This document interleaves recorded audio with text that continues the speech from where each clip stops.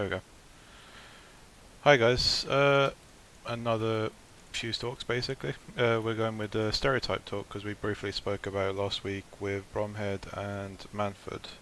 And I think it'd be an interesting topic. I'm with Thal and Jun. I can't remember your character name unfortunately, but Just just June. alright. It will do. Yep. They've been with us before. So normally I ask newcomers about their past RP experiences, but when it comes to people coming back, I normally ask what they've been up to instead. So, Fal, if you want to start, and then June. Um, Go ahead, mate. what was the question? What have you been up to, roleplay-wise, or events, you know? Oh, well, I pretty much swapped mains now. I changed over my mage over to the Night Elf community again. So it's like, what, the third time in the last year, I think? Beyond that, it's just been running around raiding, occasionally RPing, but nothing really exciting, no. I'm a boring bastard. That's something me and you share in common then. Uh, June, go ahead. In my case, I kinda been on a break. I went full PvE for the sake of finishing all the mage tower challenges. And roleplay wise, all I've done is just talking people and see what they're doing. That's all I've done. Pretty much So, social RP then. yeah. Alright, well, let's just go straight into it then. What are some stereotypes in races that you feel people tend to present more when it comes to roleplay? I'll let whoever wants to input their words first, you know. Go for it. That's, you know. That's a good question. Considering that I myself roleplay more frequently Pandaren, I would say that in their case it's more the aspect of oh, we are fluffy, we are cute, we are sort of harmless. That's the kind of stereotype you see a lot. One of my friends, if she puts it in a very negative way, she tends to see, she put it in, she says like, hey, I love beer, eating food and brawls. There's another part I don't want to say, but that's mainly how she sees them on Do Alliance it. side. Pretty much. Yeah, I see that a lot with Pandaren. They tend to play the cuddly sort of Fluffy. food and drinks and come hug me sort of bears. Yeah, exactly. That's the kind of roleplay that just makes us roll our eyes back. What's one particular one that stands out for you, Fal? I don't really play the race, but, well, I used to, but I don't anymore. But, yeah, orcs, really. It's just, like, 9 times out of 10 these days, it just feels like every orc you see is just rah, me, smash. I just, like, it just feels like most of them now are just angry war song, when there's just so much, so many others out there. It's like, you know, you got the much more sort of methodic, Frost Wolves, you got the mystical Shadow Moon. Sure, Laughing Skull, okay, they're just a bit cracked in the head, so you can't really expect much from them. But, you know, it's just saying, like, there's more to it than just running around going, rah, me, smash. But there's just so much more to their culture. And I don't know, it just feels like everyone, like, so many people just focus on that one little detail of angry orc, when there's just so much more there.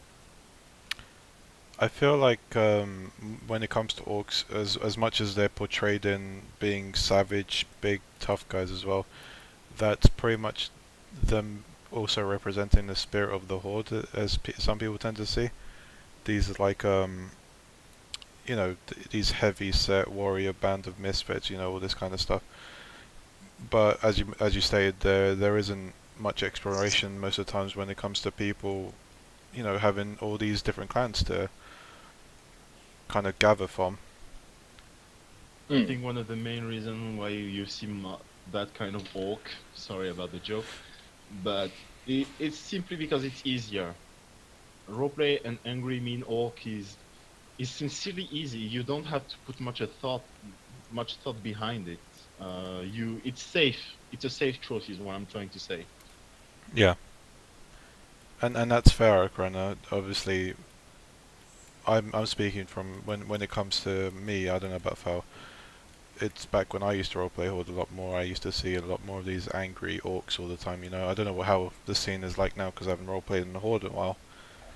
But I mean, when it comes to me and what stands out for me is, as we all know, I'm a bit of a goblin fanatic. So there is the whole aspect of zaniness and explosions, money, you know, all that kind of stuff. When there's a lot more with goblins, and it's even presented to you in game as well with, I don't know, mercenary scholars, I remember you saying once that archaeologists. I remember you saying once about that goblin aren't about exactly money or greediness. It's more about attaining greatness. Yeah, ambitions. Yeah, Goblins are fueled to aspire whatever it is they're aspiring to be, but they're fueled to kind of push towards it and push, push, push. There's like they're very stubborn in their path. Basically, they'll go towards it no matter what they have to do, which is presented in the way that Gallywix and his money grabbing schemes. He'll get to it. He'll manipulate people if he have to. He has to. He'll push people aside if he has to. He'll even sell out his own race if he has to, and it's presented in that way. Um, enough about goblins. But I mean, you can see the same thing with the opposite to goblins, which is the gnomes and their technologically advanced race, having all these gnomes creating these, neat machines, experiments, all that stuff. But then a lot of times I've seen gnomes being portrayed as these again cutesy as well, like the Pandaren are. yeah, yeah. Especially in the female kind. It's always hyperactive, very cheerful, very smiley. Which is fine. Cheerful, smiley is fine, but when you're Yeah, but when there's only that to your character, yeah, and yeah, it's pretty much what Corona just said. You fair enough. You have the template for your character, the personalities and stuff, but that's only scratching the surface. If excuse me if I'm wording what you're trying to convey wrong, Corona, but um, you're only scratching the surface, and you're not exactly exploring the character depth that your character could have, and in that way enhance their story and enhance the RP around you. You know, make it more enriching experience. precisely. But I mean, it's with orcs and goblins that it pokes at me most. When it comes to alliance side, I've only ever roleplayed with night elves, and the stereotypes that tend to go with them is that they're tree huggers and all that stuff. But I mean, I personally haven't seen much of that unless it comes to certain types of druids. But otherwise, I have, but it's very scarce. It's not like you see it every day or regularly, but it exists, but it's scarce. yeah. Do you feel that exploring these stereotypes, that align with these different races, do you feel it's the right way to go about things?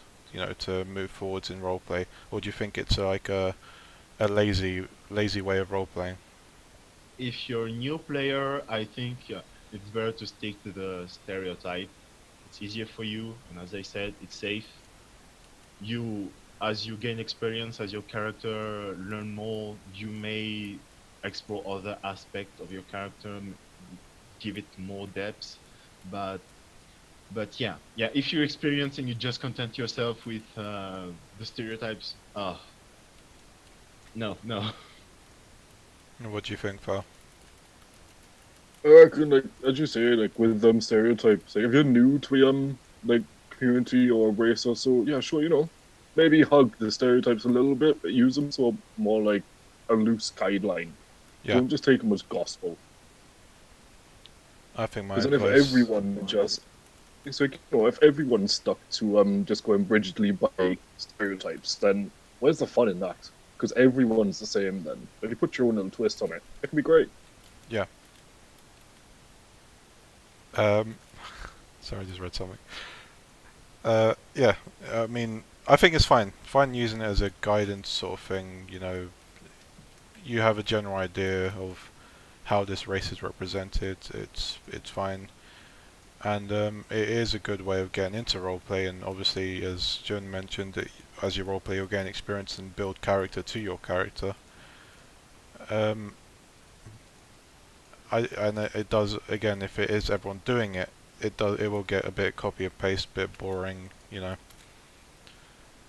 That's the main fear of most role player, I think, to just look like another character. Yeah. Hmm. Do you feel that when it comes to the more experienced role players that still continue about this method of role playing, you know, just this simple-minded like character, which, again, is fine, but do you feel that they're sometimes afraid to explore out of that comfort zone and try express the character differently, but still maintaining the cultural background of them? Do you feel there's a fear of portraying it wrong and being looked down upon or something like that? Do you think it's something that stops them from exploring the character? I think there is. You know, Go ahead, Tal. Sorry. one month. Yeah, it's like I'm not too sure. It's like some people, it's like they have a little bit of issue to express themselves in some stuff in RP. Maybe they might be an experienced RP in general, but again, they just come into a new community and they're still just getting a feel from the vibe of it, if you will. Yeah. Or maybe they just really enjoy the little stereotype, which is fine. It's absolutely fine. It's like if that's an issue, like go for it. You do you. But otherwise, nah. Try and branch out a bit. Like, you know, try and experiment a little bit. If it doesn't work for you, then fine. That experimentation didn't work. Go back to what you're comfortable with. Wait until you're confident again, and try something new again. Just don't just stay in the same little rut. Otherwise, you'll end up getting bored of your own character. And you're not gonna progress. When we speak about progression, I mean, I guess you can compare it to PvP and PvE, because you're kind of going through these events and you're gaining experience on your character, not gear, not actual gear or actual rating, whatever, but you're gaining this experience and building it around your character. And I don't know, a year from now, if you're still role-playing a character, you can look back and be like, oh, I remember when my character's more, you know, friendly, happy, but now they're depressed or whatever, you know. But I forgot. I lost my train of thought because I was reading Cronus' comment. I do feel that a lot of the times, I don't know, it might be different perspectives, but when it comes to seeing different people role playing their races in cities and stuff, there is often one thing that stands out all the time among them that you see done over and over and again. I think me and Thal spoke about it earlier a bit with the Blood Elves, for example. Every other one being a noble, you know, or same with Yeah, humans being it's lords like and ladies. everyone and their mother sometimes. Yeah, every now and then it just feels like everyone and their mother is a lord or a magister or a knight master. Yeah, It's like, especially when they're fresh characters as well. It's like, why jump straight into that? I mean, you could build up to that. Like, you know, sure, like if you want to go with that sort of stereotype, then great. But I don't know, maybe start off somewhere a little bit lower down and work your way up to that sort of spot. Self about being a squire, and then become the awesome knight you always wanted to be. Yeah, exactly. Like, there's a few great people, like, who were in the PKG, and some of them are in Division 23 now. I remember a lot of them started off as, like, just baseline knights or adepts, and I see them now, and some of them are knight masters, and it's great, like, 'cause they've spent months or even years getting to that point. yeah. I mean, again, I can't really speak for the Horde, but we're speaking both stereotypes, lore and roleplay wise. Lore wise, I think we've mentioned a few already. With I mean, I have mentioned the goblins, and Val mentioned the orcs. June mentioned the Pandaren, because we do see a lot of the Pandaren being portrayed as being these tubby, food-loving drunks, you know, a bit bouncy with their attitude. I mean, bouncy in the happy sense, not that they're actually chubby, you know. Yeah, and another use of the meme thick. Yeah. And I mean, I will go into more detail about them at the moment. We're just skimming the surface at the moment, though. Do you feel that?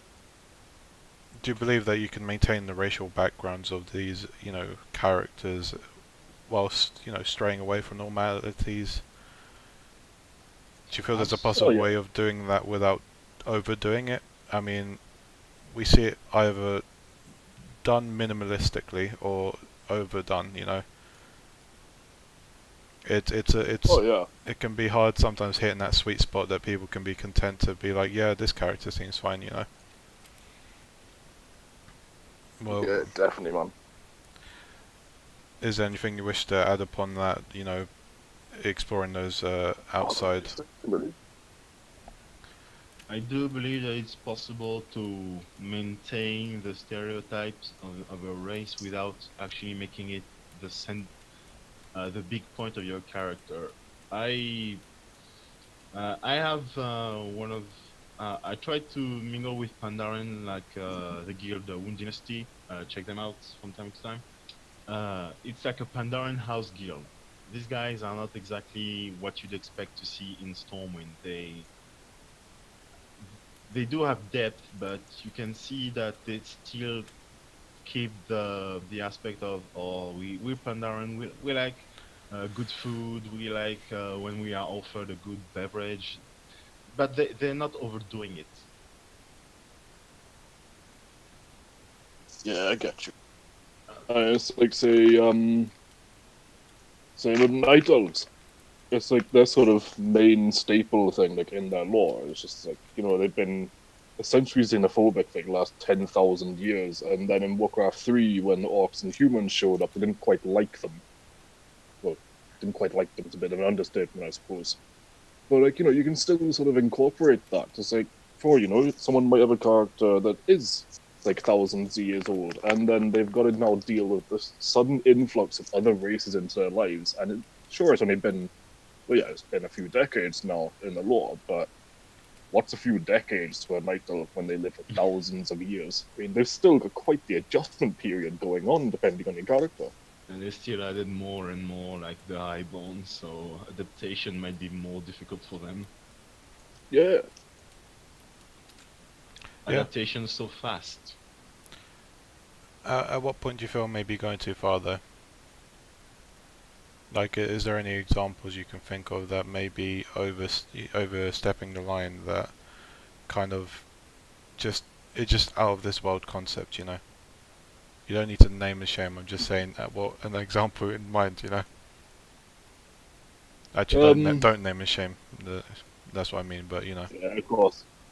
Like, well, yeah, especially then say with the more traditionalist elves, then the ones that are still very much feeling quite dubious and guarded about the other races being around. It's like, sure, play a little bit of racism into that if you feel like that's what your character's like. But I feel like it goes too far that when you just start getting openly aggressive towards each other. You know what I mean? yeah, It's like when you just start openly threatening each other because you don't like the other person's race. And it's just like, sure, throw a few snide comments, be a little bit bitchy maybe. But there's no need to start drawing swords over it. Yeah, Yeah. it kind of reminds me At of the that time point, yeah, it's just like at that point, then it just starts disrupting the people, and it can start kicking up negative drama, and then it just becomes uncomfortable then for a lot of people who are in the area. let me use two characters as an example. Actually, we have Ursia, my night elf, and Ernia, Hmm. who was who wanted to come for this topic specifically, but they didn't have the time. Um, they're both young night elves, like 100, or so, and they've been easily. They found it more easier to adapt to this new alliance between races. And in a sort of sense, they've even inherited some of their mannerisms, like whilst maintaining the cultural background. Cultural background with Ursia still being strong-headed about Elune, and Anya kind of with that as well, but they kind of act out more in their sense where they're more understanding of them, they're more cooperative with them, more talkative with them, they're more easygoing, whereas an older night elf might be more weary about these races and stuff. Hmm. What would you think of a younger race of one like a night elf, or I mean by younger I mean a younger age group, not younger in general. What do you feel about them adapting to these different races and in using their cultural backgrounds to as they grow up to kind of adapt their story, formulate a different personality than you would see in a average night elf. Yeah, I'd expect, like, say, a younger night elf might be much like would potentially then be much more open to the concept of other races being around. Because, like, say, a younger one wasn't there when the wars went down. They weren't there when all the shit happened. So, they can't really sort of draw on sort of old, what's it, suspicions and such. Yeah, Like, but yeah, say, like, the oldest ones, they're probably going to remember the Troll Wars if they're that old, like, when the Elven Empire was kicking up.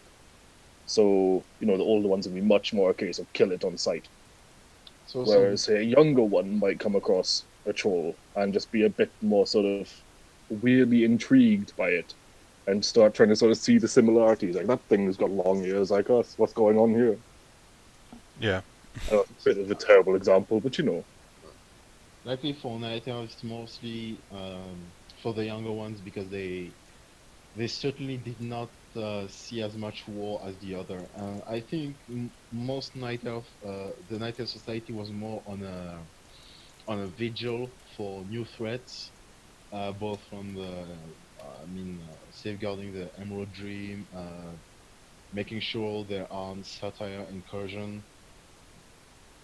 When you have that mindset for so long, I think when there are events that take place so fast, like Gromash killing scenarios or that, it might be indeed more difficult for the elder elves to adapt than the younger ones who just were born 300 years ago for that. yeah. All right. Well, let's explore the races more in depth then for what we've got. So I'll name one. You tell me what you think of them when you hear that race, and basically Sure. what stereotype is labeled with them. So let's start with humans. What do you think of when you think of humans in WoW? Game of Game of Thrones. Thrones. This is RP No. wise, but lore wise, Oh. would you say what would you say lore wise? Law-wise, I would say fragmented nations Yeah. that just can't exactly put their resources together for long enough to make one single empire. Yeah. I think of possibly more like a younger race that's kind of bristling with potential, but they don't quite have. I don't know. I'm not quite sure what to put for it. I Not feel quite like wisdom. they're a younger race trying to fight for their place in this world as well. And one thing that always stands out Yeah. for me with humans is the whole light concept with the silver hand and all that stuff. I don't know why, but that's always something I think of when it comes to humans. And I get obviously you. the union of the alliance and them just trying to make themselves known, put themselves out there, and create a better society for them in general. So I'd say they're a bit, let's say, I'm not, I'm very bad at thinking of words today. I have a not so clear mind. I'd say, I mean, they're pretty much ambitious as well, I suppose, much like the goblins. They're Yeah, pretty like much, when you look at their law as well, they've kind of, I don't know, say culturally evolved very quickly in a very short amount of time. Like only a few hundred years ago, they were basically barbarians, yeah, and now they pretty much built these medieval kingdoms, and they've just gone from they pretty much just evolved over a space like what would be about 1,000 years for us in half the time. th- And it's just like bloody hell. And then they picked up magic only a few hundred years ago, and then look at them. they're kicking the crap out of a lot of things with some kind of surprising natural affinity to it too. They're So like, it adaptable, feels, basically.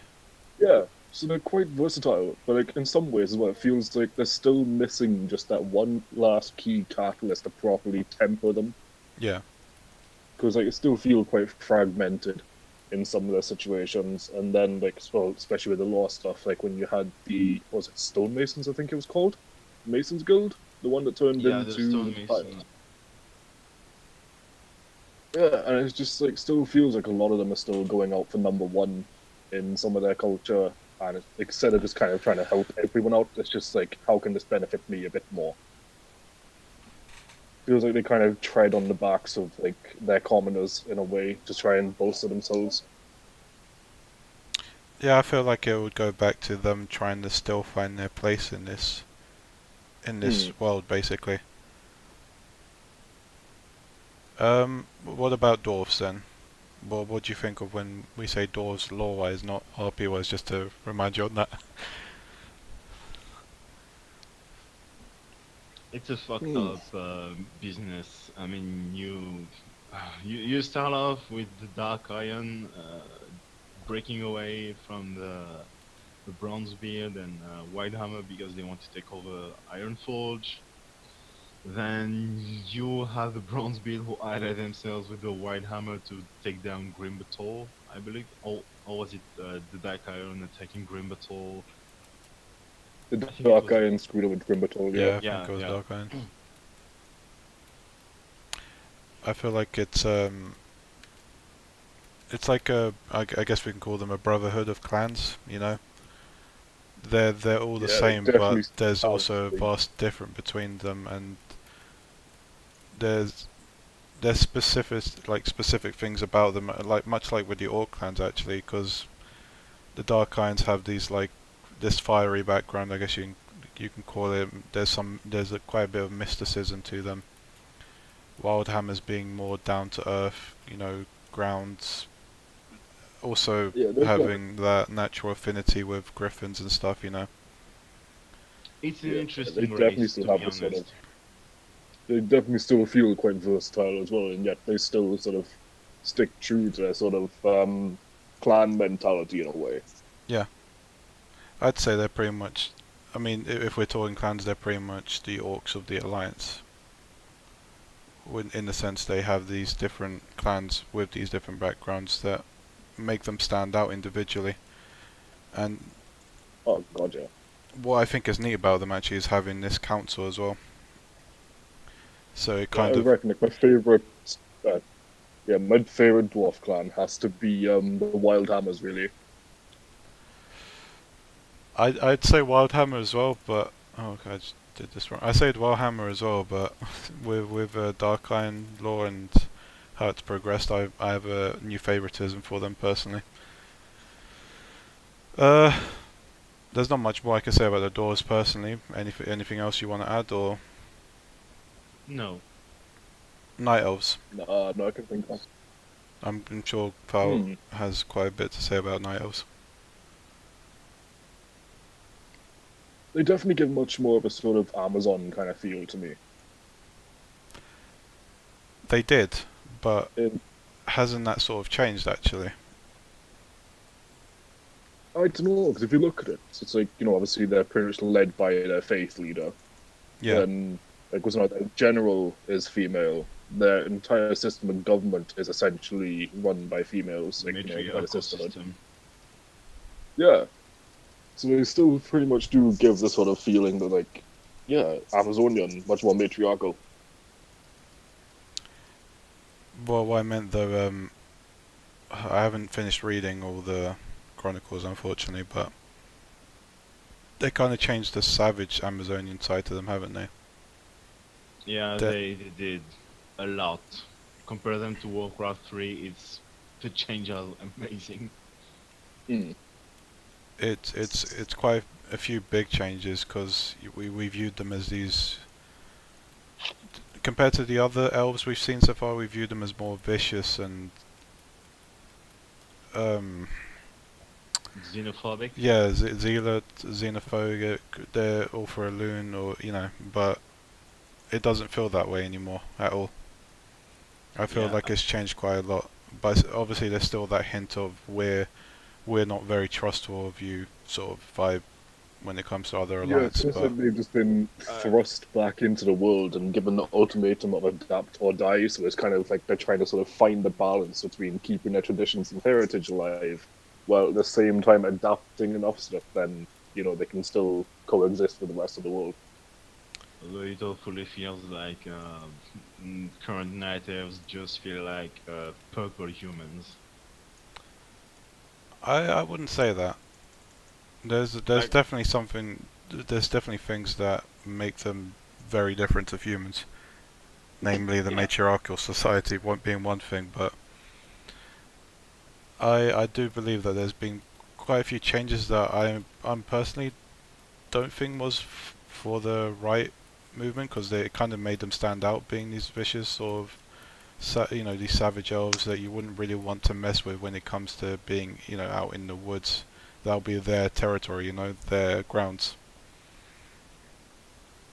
Mm. But I definitely feel that they're still this like zealous group as a whole basically. No, definitely. Even in the minor groups that kind of split themselves apart with the wardens, right? They're pretty zealous as well. Oh God, true. yeah. Yeah, The wardens are probably the worst ones for it, I think. yeah, yeah. So like the feeling they always give me is like they're more zealous half the time than the actual priesthood. Is at least the sort of feeling they get from me. Because just like anything they do, they just feel like oh, it's just Elun's will. Yeah, It's Elun's will that this is happening. If you're going to argue with me, you're arguing against the goddess kind of attitude. they're a very religious group, basically. Um, gnomes. I mean, there's not much you can say about gnomes. They're God knows. unfortunately they're the comedic race right now. I mean, they haven't had much lore that puts them out there that makes them stand out as something more than just being a funny bone to the alliance.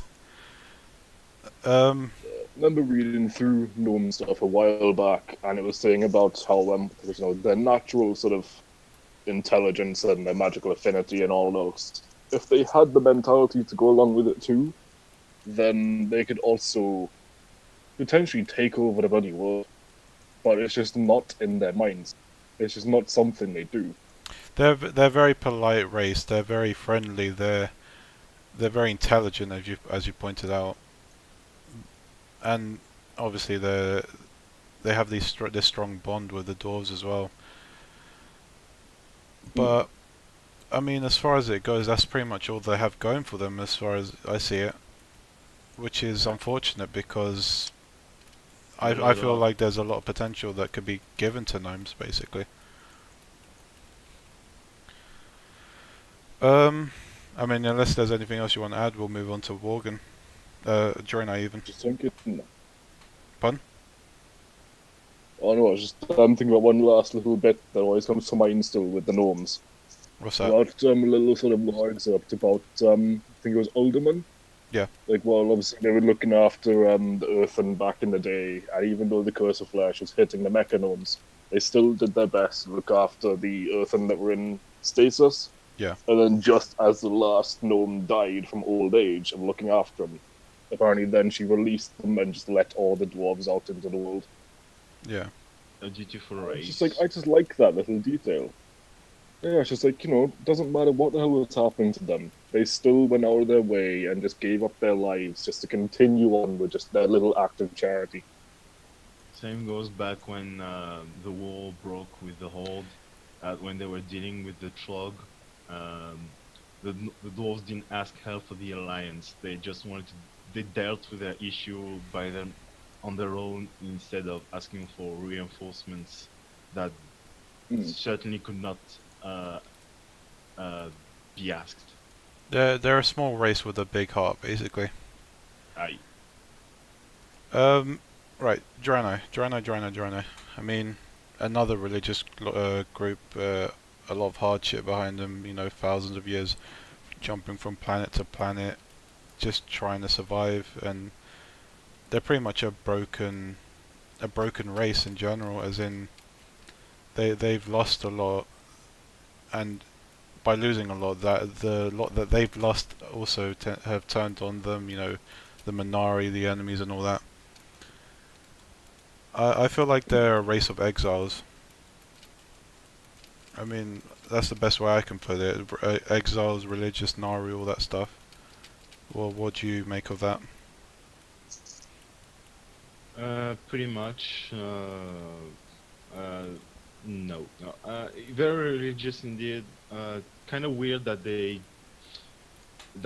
despite their superiority in terms of magic, technology, that they got bested or almost annihilated by a race of green boys.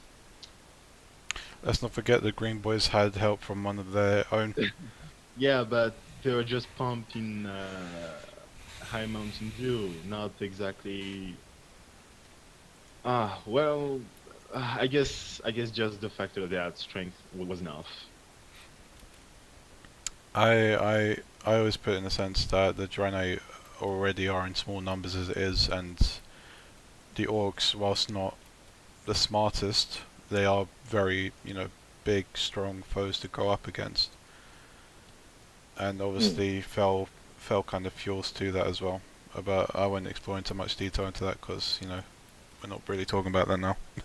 But either way, I still feel that it was a rightly written lore tidbit basically. Otherwise, my comment still stands there. They pretty much all that stands out with them for me is just being like a religious group of exiles. They have nowhere to call home really. I mean, and even if they did, I don't think they'd be too comfortable calling it home after all they've continuously lost with each place they've settled down in. But I like the fact though, like they carried on even after all those millennia. They still carried on. They've still managed to keep their spirit Yeah, definitely a hardened instead race. of breaking and just resigning. And then, you look at that and you can't help but think, like, if they could go through that for thousands and thousands of years, what the hell would it take to actually make them sit down and just be like, this is enough, I can't carry on? they, I mean, I guess you can say their will is iron, even though they're not the orcs. But yeah, they're But, well, pretty headstrong there. Um, I mean, lastly for the alliance currently is the Worgen really, and I mean the Worgen kind of falls in the same line as humans do really. Although there's also in a way, The the stubbornness aspect of the Guinean. they're stubborn, but there's also the side to them that I guess there's few of them that kind of embraced the Night of Society and has taken on this whole religious view that the Night Elves have of Riloon, right? Mm-hmm. yeah, a So few of them picked it up. yeah, and I mean, there's two sides to them basically, as far as I see it. I feel like Yeah, both it's like, sides. Go on. yeah, I just like how patriotic the Wogan are. Oh, It's definitely. like, say, Gent tells them to jump, and they don't even bother to ask how high. They just jump and hope they get it right. Sorry for saying this, but they're basically a bunch of loyal dogs. For anyone who RP's walking. No, but really, yeah, Only that their bite's much worse than their bark. yeah, definitely. And I feel like they're very loyal, very together, stubborn, definitely. I feel like they have a lot of pride, basically. Oh yeah, Um, they're Pan- very nationalist, aren't they? yeah, definitely. Well, Pandaren for both sides. There's a Hujin and I always forget the other one. Tushui? Is it Tushui? Yeah. Yeah, to sure. Yeah. I I don't feel like either side has been explored that much past Not at Pandaria. all. Yeah, Not at all. I think the very concept of making a race that never had an issue between among each other, starting to kill themselves because they just answer to a question differently, is really retarded. It is ridiculous, really. I feel like Mm. they could have gone to one side really, because there isn't It's much just reason for them fucked to be up. split.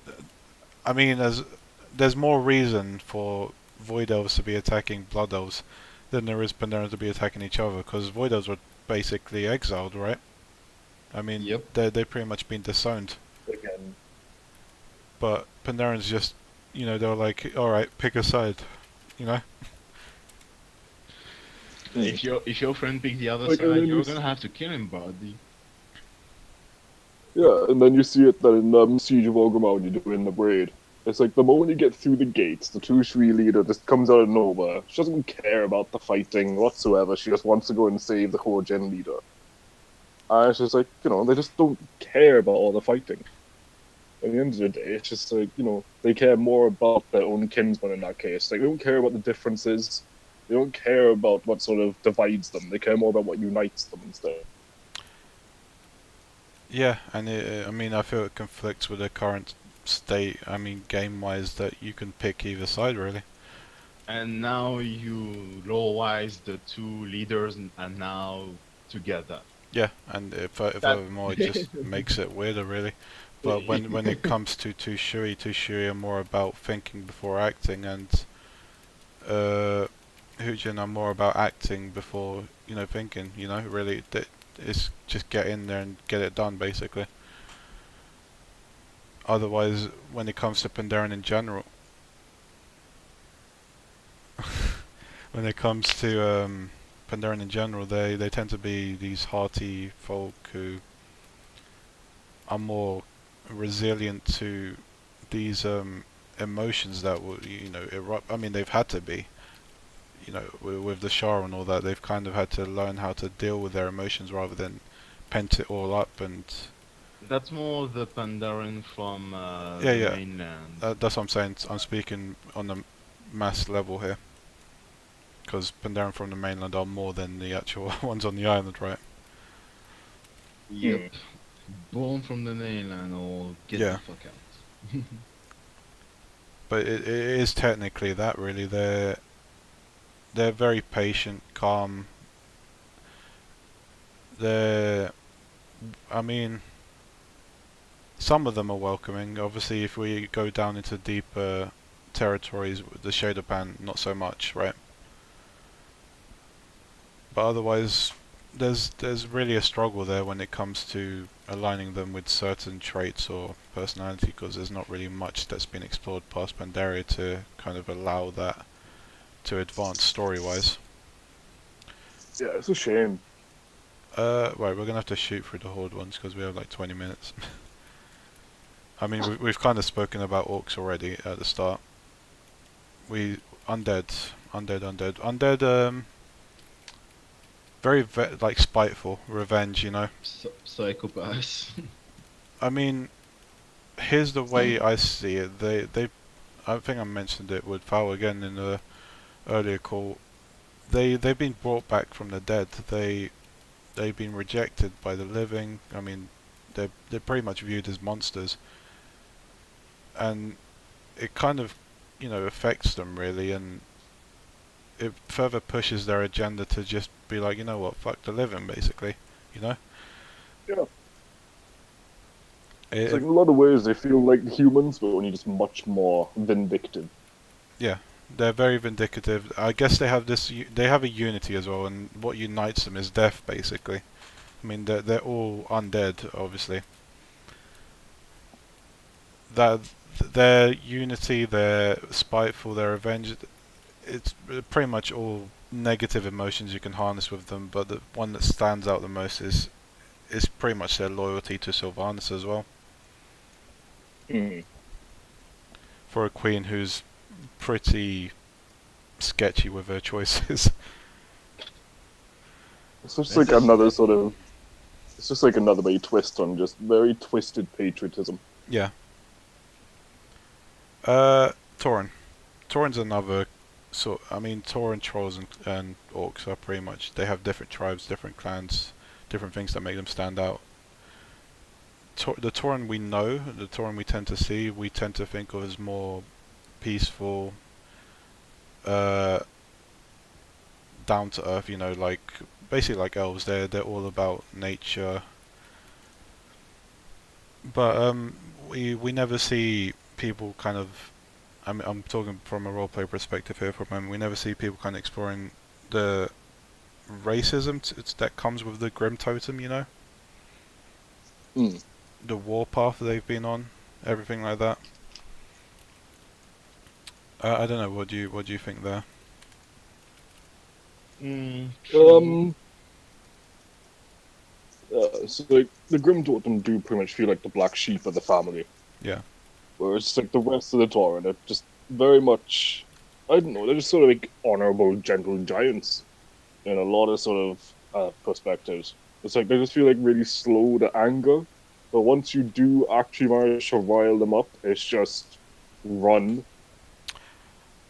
I feel like the Grim Totem are very like, you know, Grim Totem supremacy basically, Tauren supremacy in general. Oh yeah, the Grim Totem, they're just, they all have a screw loose. They all just need a hug. You should be the one to hug them then. Yeah, boy. Trolls, Darkspears. I feel like Darkspears kind of lack a bit when it comes to all of They're the. awfully toned down, I think. Sorry. I think they're very toned down. From what I remember, the Dark Spears or any troll in general kind of nurtures a deep hatred for the elven races. And you Oh don't yeah. exactly see that in Dark Spears. You do have the occasional we do mojo, voodoo, dark magic, but so far it's pretty harmless. I mean, I use harmless in between brackets. They're tamed trolls basically. Out of all the trolls, they're the Yeah, most tamed yeah. ones.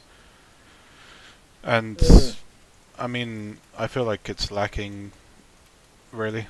I mean, if I wanted to get into trolls and stuff, when it comes lore-wise, I really prefer Zandalari, the Zul'Faraki, all that stuff. There's a lot more to them, a lot more interesting stuff for me to. Yeah, blame troll from for forbidding cannibalism. Oh yeah, Because I think they did had to abandon cannibalism in order to enter the hold, right? yeah, they did. Yeah, Thrall told him no. He's like, stop that. That's ironic because undeads can technically cannibalize. No, I'm not a real fan of trolls. I don't even touch trolls. What are you talking about? Uh, I think most of us are all gonna go Zandalari when they come out. I mean, Zandalari have an identity is what is I think the big pro about them. Darkspear, you can say that you're Darkspear, but there's nothing actually that makes you stand out from the others. no, there When isn't. when you speak about Faraki, oh yeah, Sand Trolls, you understand. When you say Drakari, oh Frost Troll, the guys that literally kill their gods in order to survive against the Scourge. When you speak of the Amani, The oh yeah, Gulbachi. Forest Trolls that gave a fucking troubles to the Kingdom of Quarthalas. When you speak about Darkspear, huh? Okay. I'm hopeful. I mean, with the continued exploration that's been promised with Vol'jin, I won't spoil anything, but I'm hopeful that that will be touched up upon and that there'll be more to Darkspears as that progresses, you know. But who knows? Yeah. I Most of I'm us. also hoping to see some Darkspear. You know, just a little bit more of having Darkspears in the spotlight come Battle for Azeroth. Yeah. With Zandalar and all that. but otherwise, right now, Darkspear aren't really at the top of the tables, and there isn't really much that makes them stand out, as we mentioned. Well, we've mentioned goblins. I don't know if I missed any race. I mean, there's allied races, but I don't feel like there's We haven't much really. that can be Uh, said about allied races just yet. yeah, and that would be spoiling for what little we know already. And there is more to come, but I don't want to kind of speak about that in case there's anyone who doesn't want to be spoiled, you know, in Battle for Azeroth days, because I did get beta, but I'm not really going to spoil anything for anyone. I will I did try to stream it, but I don't think I will. I'll just leave it for anyone who wants to go see it. Otherwise, I mean that's pretty much it when it comes to racial diversity. There isn't much else I can think of personally. Well, there's the Bloodhounds. Oh right, I forgot about the Bloodhounds. I forgot they existed. That says a lot. Yeah, I don't know what to say about them personally.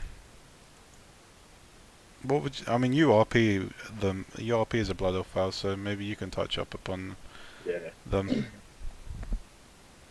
Well, it's like, I'm pretty sure everyone knows there's so many totalitarian.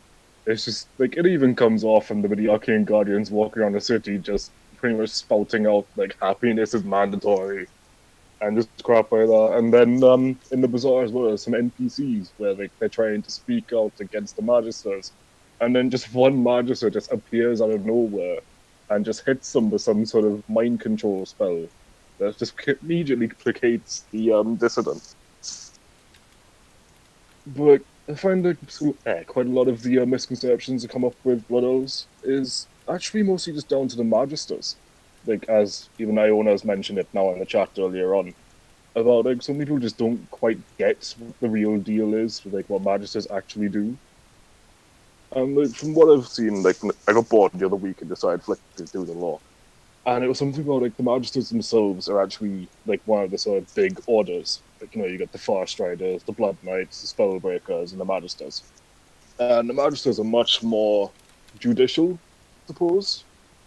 They look more towards, like, running of the government and such. Yeah. But but there's still just so much sort of confusion these days about what they actually do. It's like, we know that, like, they pretty much run the town. They pretty much get the last call on things. Yeah. But then it's like, a lot of them, as you might expect, most likely come from the noble castes because of the whole my bloodlines and such. But, like, I don't know. It's just like they kind of run a lot of the shop, as I said. They kind of run quite a lot of things. And, like, I'm not too sure, man. It's like, I'm pretty sure they probably run the courts, handle sort of cases of law, and, just things about magic and everything else. But, I don't know, I reckon it takes quite a while for an elf to actually become a magister. Because, like, the way I look at it is, like, they'll start off, they'll be an apprentice, and they got to work through that for years, and then they got to become an arcanist, and then from that point on, they haven't really got much to go from there. The way I personally view it is, like, say, that's just kind of like a stepping stone. You got to reach arcanist, you got to be sponsored by, say, noble houses and other magisters, and try and reach the ranks, see if you actually cut from the same cloth, as it will. But then, you got the Blood Knights who came along after the Spellbreakers were decimated, and they pretty much taken up the new mantle of being the elite. And then, like, going through the old law that was there with Blood Knights, especially when you were leveling as a paladin back in the day, like, your paladin had to go off, and it's not like you had to fight some other sort of Blood Knight adept and end up killing him. And then you had to come back to the city and figure out how to resurrect them. And then to actually be a Blood Knight, you had to go all the way down to Deathhome, where a failed attack had happened, and was enough recover the insignia of the Blood Knight that had led it. So it's all supposed to be it's all supposed to kind of underline the fact that, like, Blood Knight training is harrowing. Like, you do not expect to just kind of walk in off the streets and be one. It's going to take ages to do it, and you'll probably there's a good chance you'll die before you even get to be a Blood Knight. I like that sort of vibe with it. Just, like, they kind of, the elves themselves all just kind of understand, like, things that, like, great power and all that thing, great responsibility, so on and so forth. But, a lot of risk as well comes with it. If you're not willing to risk your life to try and sort of elevate yourself to do more for the people, then what's the point? And that's kind of what it feels like a lot with Blood Elves in a way. It's like they expect every last elf to be willing to put down your life for the betterment of the people and for the state and everything else. And it's just like, if you're not, what elf are you? Yeah. I mean, I feel like there's nothing else to add upon the topic. Stereotypes can be a hard discussion to have a lot of times because there's people with a bunch of different perspectives. Obviously, you're welcome to throw in your own discussion into the the Discord, the forum thread, whatever really, what your personal thoughts are. But since I normally run this for an hour long, we're gonna have to finish it in like 5 minutes. Normally I promote a guild at the end of this. I think a good mention was Rune Dynasty, Criminal Pandaren Guild, isn't it?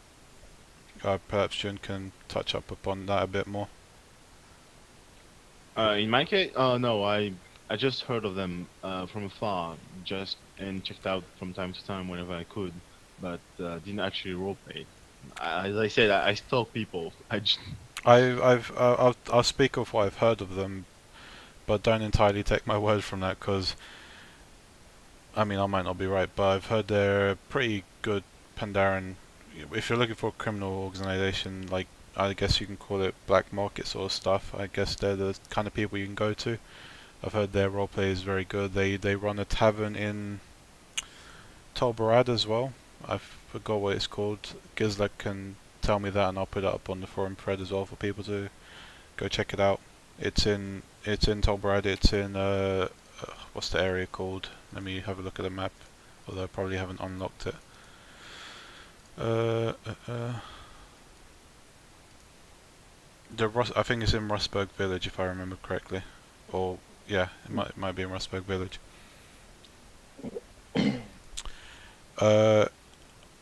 Otherwise, I don't think there's anything else I want to add. Is there anything you want to promote, either one of you? Nothing. Sorry.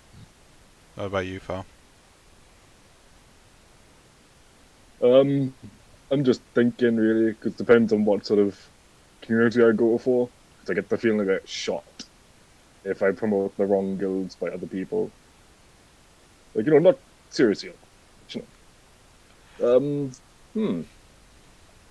a good call, actually. Like, I've been enjoying my time quite a lot in the Bladecrest Sentinels lately. Like, they're a lovely bunch. Yeah. Even though they're still awake at like 3 in the morning. It's like, who does that? Naren? Who's still awake at 3 in the morning?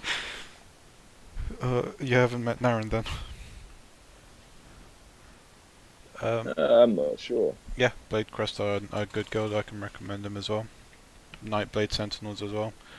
But I mean, I've promoted those guilds so many times, I'd rather not do it again. I've been a bit, admittedly guys, I've been a bit slow lately. I mean, it's mostly to medicine stuff as well, so I apologise if it's not up to par with these podcasts or talk shows, whatever, but I'm trying to push with it either way. I don't want to go on another month break because I've already had one. If you want to help, share this, promote it, follow, whatever, that'd be highly appreciated. I mean, that's pretty much it on my end, really. There is the Brawl Hall coming up soon, which, if anyone wants to go to it, feel free to pop up. It's this weekend? Yeah, this Sunday. I could stream it maybe if people wants to watch it as well. It's a pretty much a brawlers guild for the Alliance side. You'll face NPCs, you can face each other, there'll be tournaments at times, but this one coming up is more so about the NPC side to it, so I can kind of explore how to make that work, There'll be titles to be earned, ideally. I mean, if you're up to character death, there's that as well. I mean, whatever floats your goat. Otherwise, that's it from me. Again, if you want to support, please follow, please share. You can join the Discord, put in some topics to talk about, guilds to promote, whatever.